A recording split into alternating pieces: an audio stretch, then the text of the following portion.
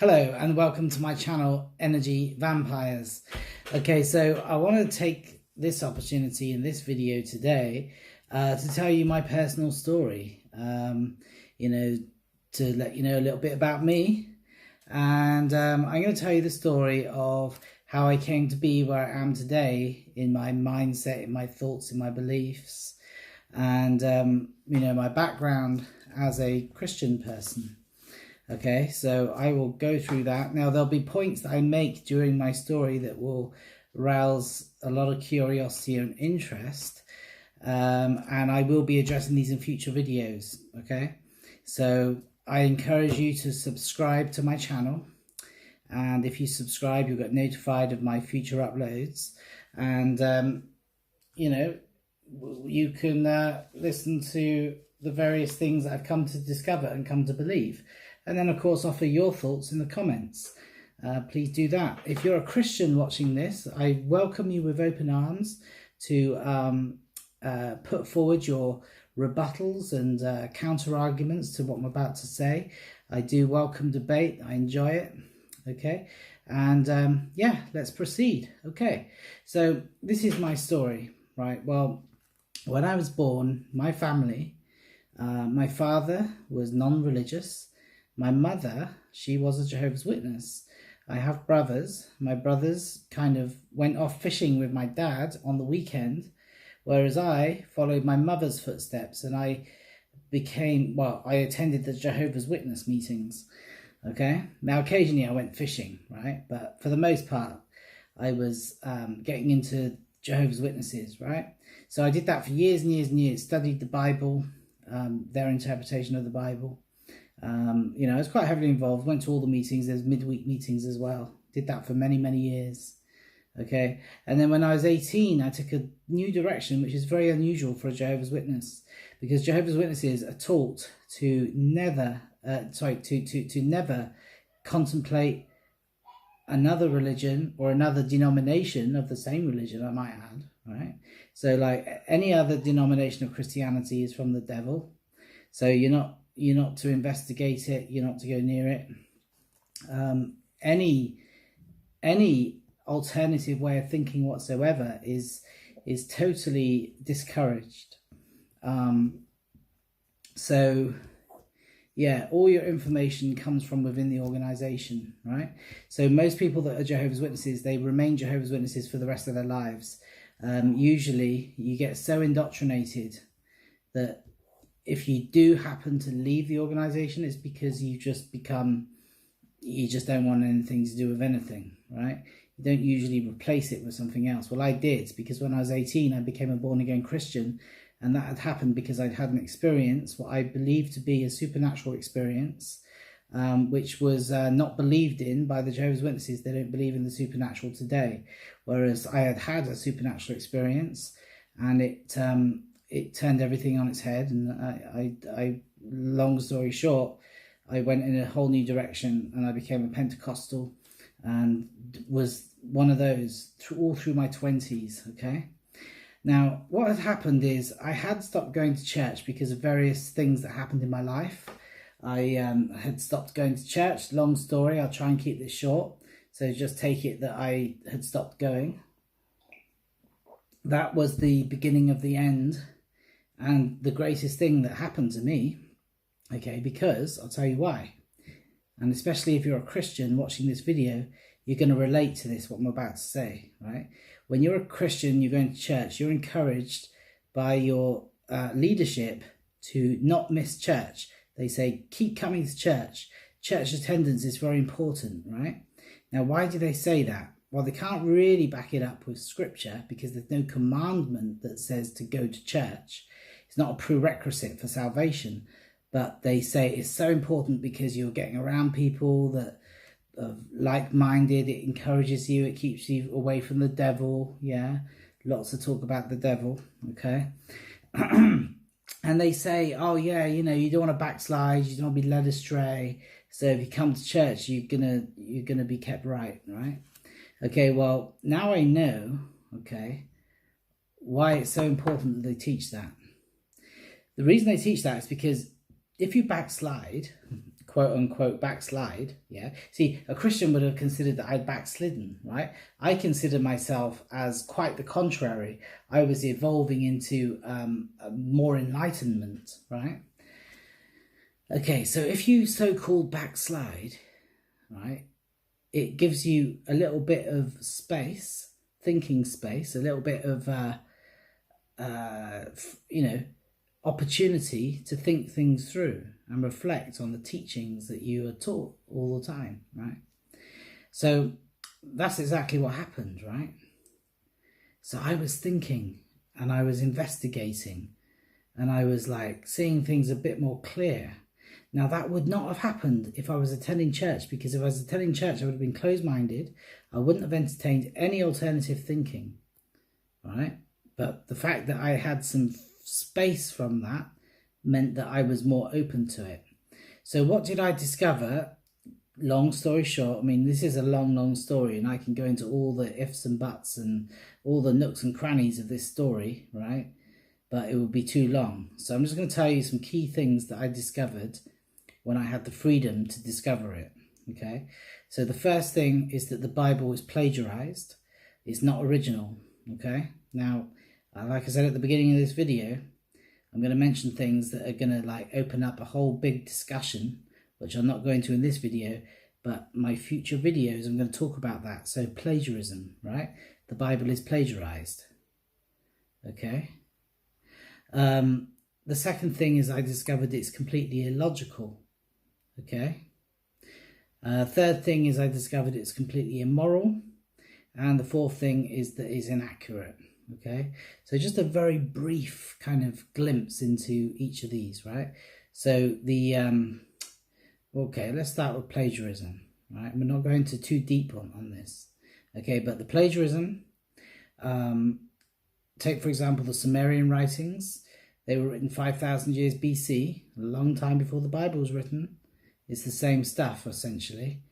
A few of the characters' names have slightly, because it's a different language. So, of course, like, the names are going to be a bit different because it's a different language, right? But same story, same characters.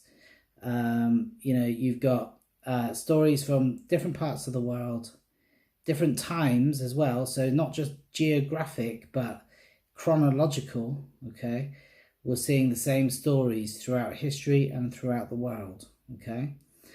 Which is very interesting, okay? And then the Bible is quite modern in comparison, and it's the same stories, okay? Now, illogical in that, okay, just one little tidbit, okay? So, you know, one man sinned, we're being punished thousands of years later for one man's sin. Is that just? Is that logical?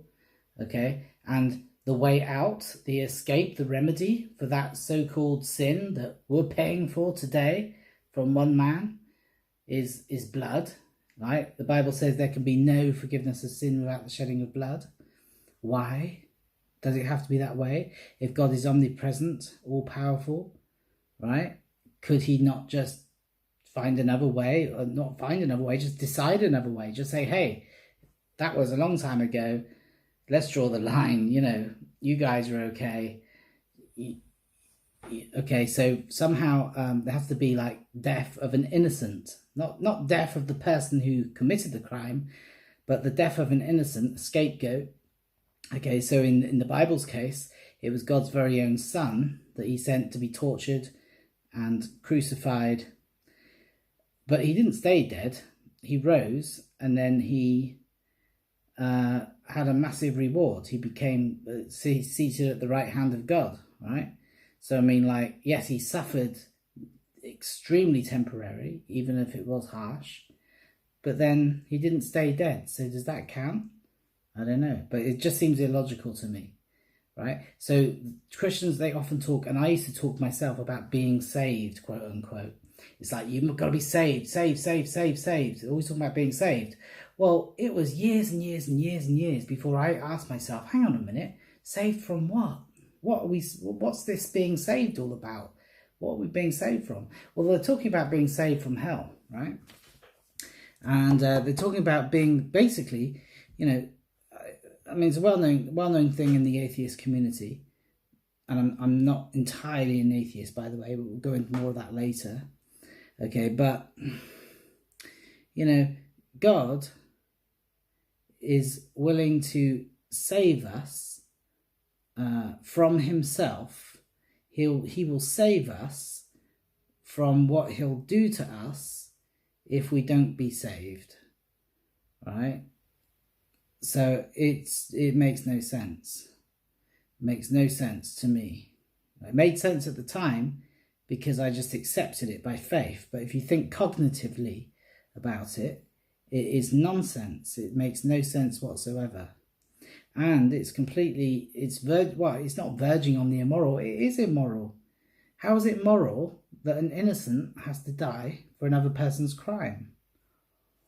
You know, how is it moral that the punishment for sin is eternal torture, right? I mean, logic to me is like that the punishment fits the crime. It's proportionate to the crime, right? Is there any wrongdoing? Is there any sin, quote unquote, that you can commit that would deserve eternity of being tortured? Now, eternity being dead, like being unconscious, dead, out of the picture, I could understand. But no, we're talking about the second, you know, being alive while you're dead. You're conscious, you're aware of your suffering, you're being burned. And the Bible is very graphic about what hell is like and what it does to you and how it's going to feel and that one, you know. And that's what you're going to have for all eternity. If you don't believe quite right, because that's another thing. It's not by your good deeds that you're saved, right? So it doesn't matter if you're a good person or you've done good stuff. No. You've got to believe the right thing. You've got to believe in the right God, in the right way, and pray to him and worship him in the right way, right? And love him and have faith, right? And if you meet that criteria, you'll be saved. If you don't, doesn't matter how good you are, doesn't matter an iota. According to the doctrine, you're going to burn.